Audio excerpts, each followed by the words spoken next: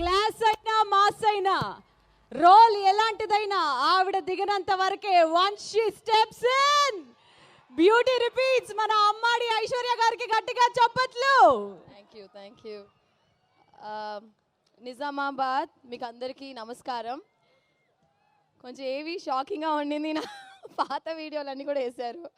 నేను చిన్నపిల్లగా రాజేంద్ర ప్రసాద్ గారితో ఒక సినిమా యాక్ట్ చేశాను, రాంబంటూ అని. చిన్నపిల్లగా యాక్ట్ చేశాను. సో ఆ వీడియో కూడా చూస్తున్నప్పుడు చాలా సర్ప్రైజింగ్గా ఉండింది. సో చాలా సంతోషం మా సంక్రాంతికి వస్తున్నాం సినిమాలో భాగ్యం అనే క్యారెక్టర్ చేసినందుకు. అండ్ డెఫినెట్గా మీకు అందరికీ నచ్చుతుంది. ఈ సినిమాలో నాకు ఆపర్చునిటీ ఇచ్చిన అనిల్ రావిపూడి గారికి అండ్ మై ప్రొడ్యూసర్ దిల్రాజు గారికి, శిరీష్ గారికి అండ్ వెంకటేష్ గారికి అండ్ మీనాక్షి గారికి అండ్ నా all my entire cost crew.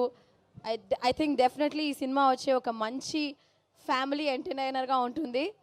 So మీరు అందరూ ఎంజాయ్ చేస్తారు. ఈ క్రౌడ్లో ఉన్న భాగ్యం ఉన్నారా? బాగున్నారా నిజామాబాద్? భాగ్యం అని ఎవరు లేరా? భాగ్యం క్యారెక్టర్ ఎవరు లేరా? మీరు భాగ్యమా? ఎవరు లేరా భాగ్యం పేరుతో? మీ పేరు భాగ్యమా అమ్మా? భాగ్యమా? అవునా? Okay okay. సో ఖచ్చితంగా భాగ్యం క్యారెక్టర్, భాగ్యం అనే రోల్ వచ్చి it will be very very special after the film. So thank you so much Nizamabad. Thank you. It was lovely being here. మా కోసం ఏదైనా 2 లైన్లు గోదావరి గట్టు మీద మీ నోట.